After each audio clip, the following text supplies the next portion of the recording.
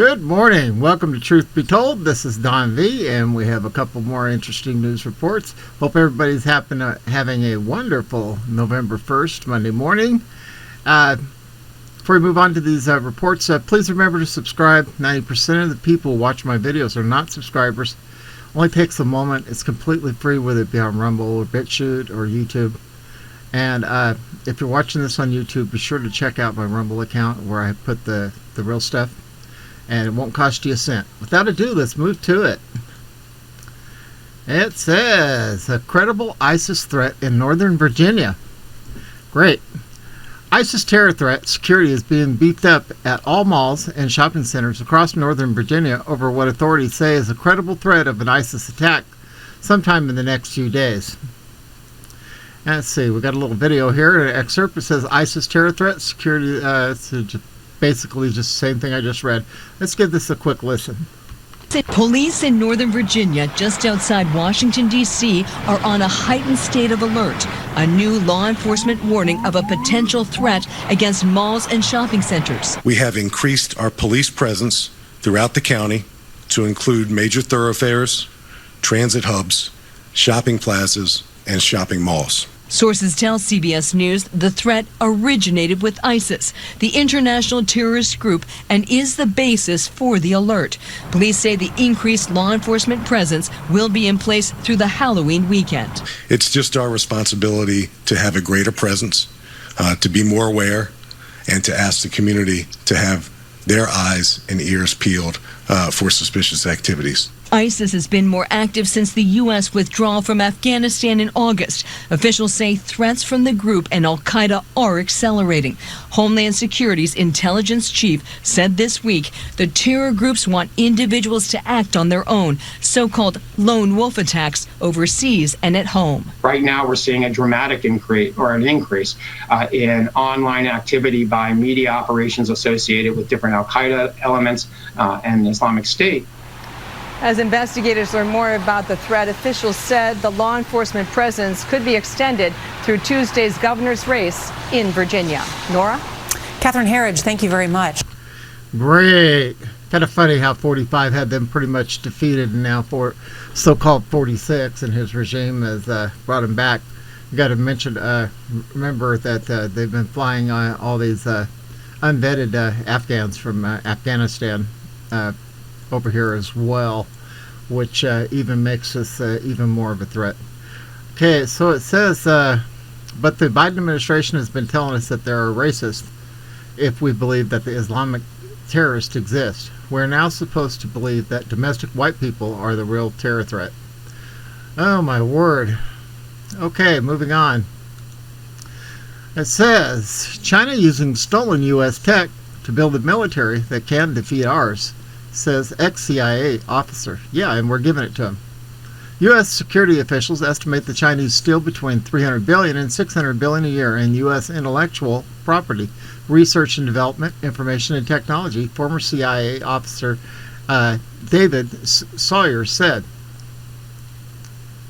China is using stolen American technology against the U.S. to build a military that can defeat ours, according to a retired CIA officer.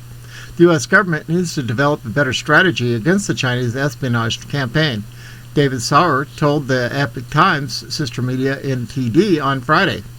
U.S. security officials estimate that the Chinese steal between $300 and $600 billion a year in U.S. intellectual property, research and development, information and technology, he said.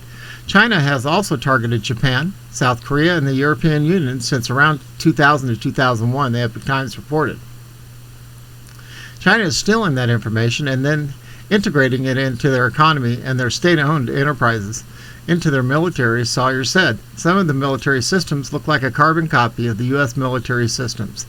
So it really saves them a lot of time, sweat, and tears in trying to develop that technology. Sawyer was chief of station and deputy chief of station in both East and South Asia overseas command positions before retiring. He explained that the Chinese government targets businessmen, academics, and students from whom they want cooperation to obtain specific technologies. Now, those people, I bet most of them, don't want to cooperate. They think it's a little risky, and they might get caught and ruin their life or their ability to function in the U.S., Sawyer said.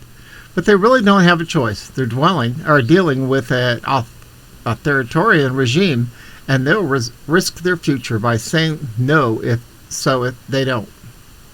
FBI Director Christopher Wray told the House of Representatives last year, "I think I publicly acknowledge that the FBI now has over 2,000 counterintelligence investigations related to China, by far the biggest chunk of our counterintelligence portfolio.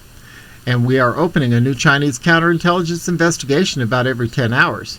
The reality is that China is using our technology and innovation to build its rise and to build a military that can defeat ours," Sauer said. The National Counterintelligence Security Center, the NCSC, launched an outreach campaign earlier this month warning American organizations that are involved in the industries of AI, bioeconomy, autonomous systems, quantum information, science and technology, and semiconductors of being possible targets of counterintelligence operations from foreign countries. To help achieve its strategic goals, the People's Republic of China employs a wide variety of legal, quasi-legal, and illegal methods to acquire technology and know-how from the U.S. and other nations, the NCSC fact sheet read. Oh my word. Just gets better and better, doesn't it, guys? All right, it says, new NBC News poll says that what we knew, Joe Biden is a failure. Yes, he is. It must have killed NBC's Chuck Todd to share the latest poll information from NBC News on Sunday, Meet the Press. Todd shared how Biden's approval rating is still low, but that Americans, including a majority of Democrats, have lost confidence in Biden's ability to lead our nation. Perhaps those mean tweets were not so bad after all. In the data, the former vice president was said to be incompetent, leading our nation in the wrong direction, and unable to lead our nation through a crisis.